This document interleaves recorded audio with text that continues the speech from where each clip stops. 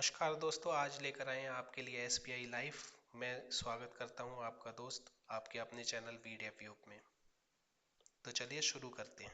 SBI life insurance अपने recent peak 1926 से straight forward गिरा और लगभग इसने गिर के हमें 28% का एक ड्रॉप दिखाया, जो कि लगभग बोल सकते हैं कि 98 डेज का स्टॉप्स था।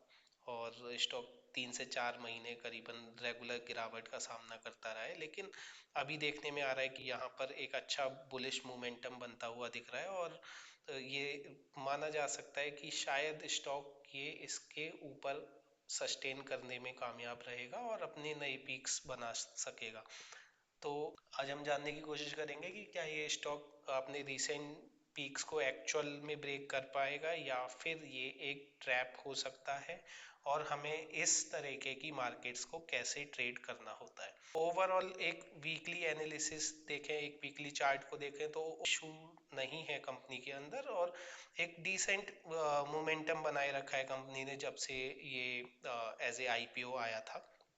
रिसेंट गिरावट है वो इसके मार्जिन्स के चलते और इसके हायर कम्पिटिटर प्रॉफिट्स के चलते, प्लस 28 नवंबर को एक एसबीआई की न्यूज़ भी आई थी कि आरबीआई और रेगुलेटरी अथॉरिटीज़ कुछ पेरेंट बैंकिंग्स को 50% तक के लिए लिमिट कर रही हैं, जो कि ज़्यादा कैपिटल इंश्योरेंस कंपनीज यूज़ ना कर पाए अपनी पेरेंटाइजेशन से।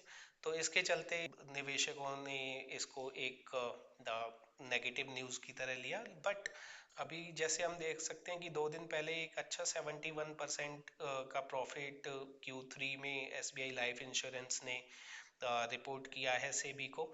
और ओवरऑल एक ग्रोथ फैक्टर की तरह ये सामने आया है कि now even after limitation we are capable to do good profits. तो चलिए बात करते हैं स्टॉक्स के टेक्निकल फेज की, कि क्या चल रहा है और किस तरीके से हमें इसमें प्रॉफिट मार्जिन्स को बुक करना चाहिए, किस तरह से इसे ट्रेवर्स करना चाहिए। मैं हमेशा कहता हूँ कि हमेशा एक बड़े टाइम फ्रेम से शुरुआत करें।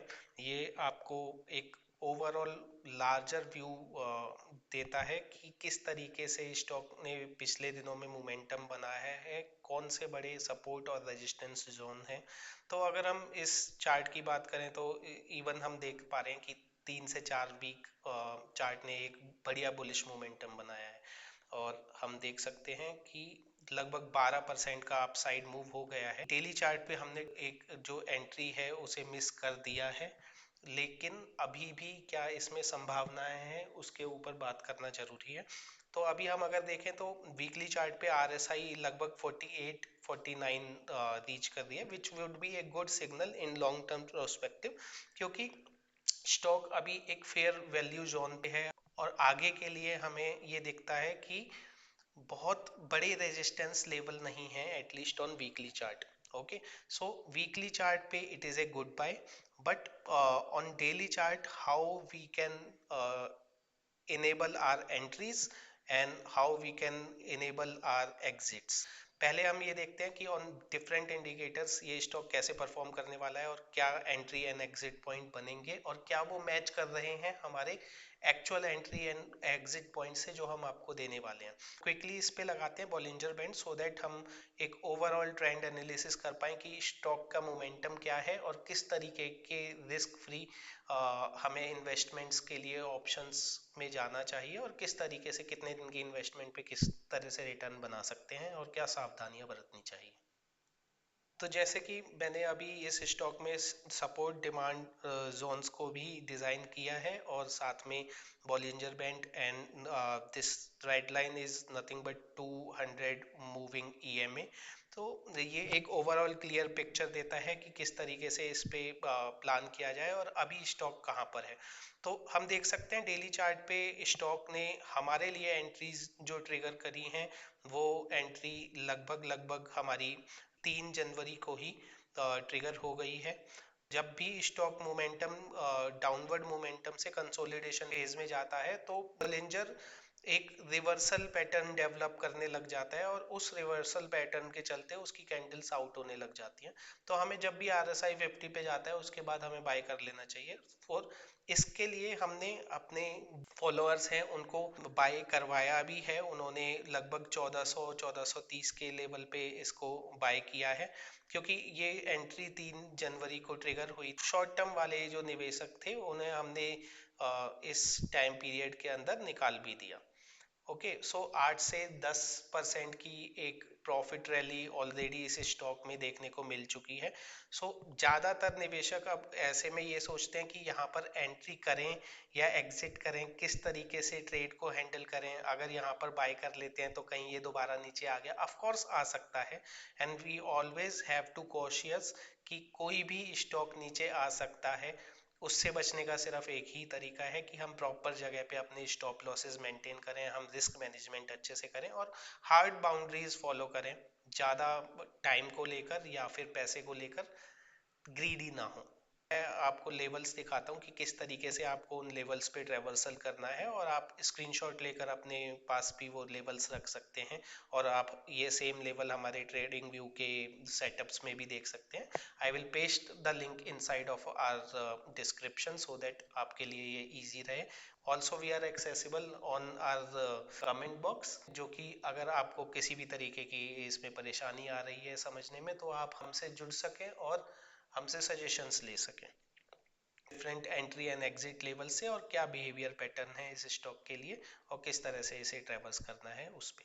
तो जैसा कि हम देख पा रहे हैं, यहाँ पर इस कैंडल पे हमारी दो तरीके की एंट्री बन रही है। One would be the risky entry and second would be the correct entry, but ये आएगा या नहीं आएगा इस पे डिसीजन नहीं लिया जा सकता। तो व्हाट आई विल सजेस्ट, जो भी कैपिटल इसमें लगाना चाहते हैं, ओके, उसको 50-50 कर लें, और इस एंट्री के ऊपर अगर कल स्टॉक जाता है तो उस 50% कैपिटल को आप अभी डिप्लॉय कर दें, keeping your stop loss at 1484.55।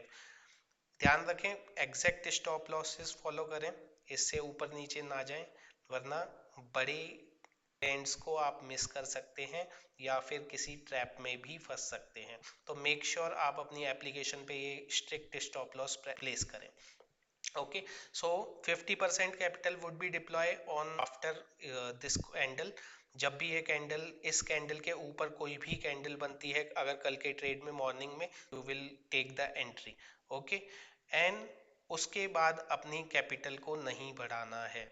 आप सेकंड टारगेट पे पहुंचने के बाद जब भी ये स्टॉक फर्स्ट टारगेट के लिए रिट्रेस करेगा, वहां पर अपनी क्वांटिटी बढ़ाएंगे based on our analysis which is available again on TradingView or based on your understanding on the stock market. Okay, so जब भी अगर इसने यहाँ इस लेवल को सस्टेन किया, then we will increase our entry by 50% or we will stay and exit on this particular thing if it is coming down. Okay, second entry, जब जब भी ये स्टॉक यहाँ पर नीचे आने के बाद सस्टेन करता है and it remains above of this orange Bollinger Band line, तब आप अपनी एंट्री बढ़ाएंगे so that whenever it will reach to target 1, जब भी ये यहाँ पर पहुंचेगा तो आपको एक decent profits मिल सकें।